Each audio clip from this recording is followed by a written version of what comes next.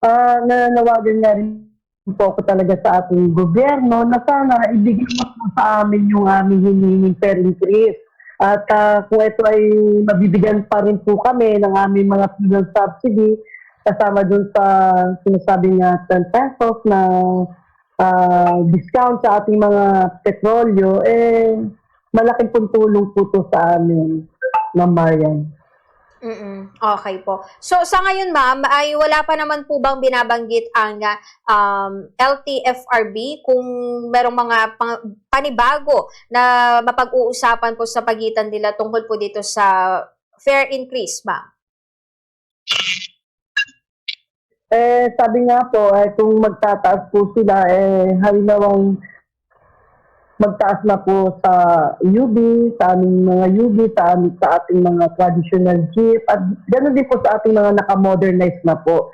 Na sana pagsabay-sabay na rin po nila para isang bagsak na lang po. At talaga pong naghihikaos na po ang hangin na transport sectors nationwide po. Hirap na po kami mamayan. Dahil sa pagtaas at pagbaba at panaog po ng ating petrolyo sa Pilipinas po. Okay. Pero kayo, ma'am, parang hindi na rin ba kayo umaasa, ma'am, na magkakaroon pa po or nababalik talaga doon sa normal po, yung presyo ng petrolyo kung ganito pa rin, ma'am, yung sitwasyon po sa ngayon? Kung gano'n na mangyayari nga po, talagang kung talagang nagka-crisis na po at nag-uumpisa naman po ang giyera sa gitnang silangan, talagang wala po tayong magagawa dito dahil eto nga po talagang nandun na po, nagkakaroon na naman po ng sigalot, umpisa ng kanilang pag-aaway.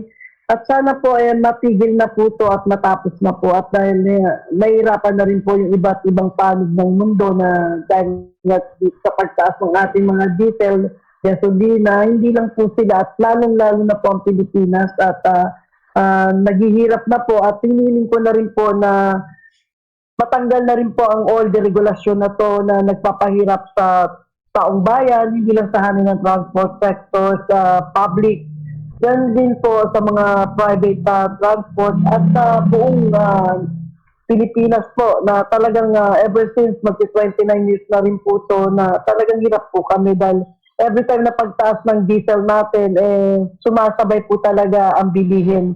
At halimbawa matanggal na rin po ng ating Presidente Marcos to na nanawagan po ako sa kanya na sana mabago po yung ating batas na nakakapagpaalis dito sa all the regulasyon na to sa hanin ng transport sector. Ito po ay talagang naghihirap na po kami. Hindi po ito nakabuti sa amin. Ito po ay talagang hirap na hirap po kami, ma'am, every time na magtataas po ang petrolyo sa pandaigdigan, kasabay po ng ating all the regulasyon, kasabay po ang ating mga bilihin, lahat po nagtataas at kami naman po ay hirap na hirap. Hindi lang naman po kami na sektor ng transport, lahat po, halos lahat po ay dumadaan din po sa hirap ng buhay. Okay po. So, bali po ito, ma'am, kasi ibig sabihin din, ma'am, ay wala na rin po, yung, or for sure, nagastos na ng mga jeepney drivers yung natanggap po na ayuda ng mga nakalipas na buwan, ma'am. Tama po? Tama po yun at hindi naman po talaga sasapat na po, ganun din po, napakamahal ng ating at nagkaroon tayo ng mga service contracting, wala na rin po talaga yun. In lang po, ubus na rin po talaga. At inisip ko na naman po ngayon, paano natin masiservisyuhan ang taong bayan kapag ito ay nagtaas at nagkaroon na naman ng senaryo na hindi na po kami makabiyahe dahil sa sobrang taas ng ating mga kurudo. At sumasabay din po dito, ma'am, ang bilihin sa ating mga groceries, sa ating mga palengke, lahat po nagmamahal na rin po dahil nga ito nga po yung order regulasyon na to, kakambal po to. Pagtaas ng diesel, pagtaas po, tataas na po lahat-lahat dito. Okay po. So, ayun, siguro, Ma'am Liberty, panghuli na lang po, baka may mga dagdag na lang po kayo, ma'am, ng mga abiso or mga panawagan mula po sa mga kapwa ninyo mga nasa transport na sector po, ma'am. Nananawagan ako sa ating public transport, akto man o hindi, talagang dapat tayo ay magtiis. Ito na naman po yung dagok na darating sa buhay natin. Ang pagtataas ng diesel paunti-unti hanggang mag-100 plus na to, talagang hindi na natin kakayanin. Kaya nanawagan po ako sa ating mga mananakay, nationwide, na kami po ay kapag humingi ng aming pagtaas ng pamasahe, sana maintindihan nyo naman po kami. At ito naman po, hindi lang po doon sa pamasahe nagtataas, pati bilihin.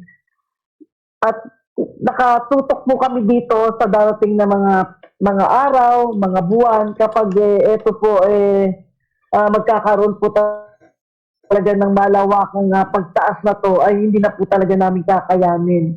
At nag-iisip na rin po ako na kung paano gagawin, dahil ayoko naman pong mag-strike, pero kung kinakailangan po para maintindihan kami ng ating gobyerno, ng ating Presidente Marcos, na hinihiling ko na ipagkaloob na po sa amin ang pagtaas ng pamasahe, dahil ito po ay malaking dagdag po sa amin sa araw-araw po to, dahil doon sa akyat panaog ng mga mananaki natin, malaking tulong po to pambili ng bigas namin at makakain po namin dagdag sa aming hapagkainan.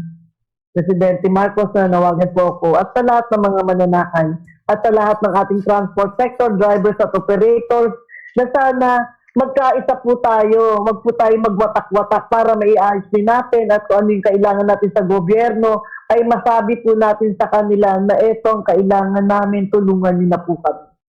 Yun lang po, ma'am. At Okay. magandang gabi po. Thank you po, Ma'am Liberty, sa oras niyo at magandang gabi din po, ma'am.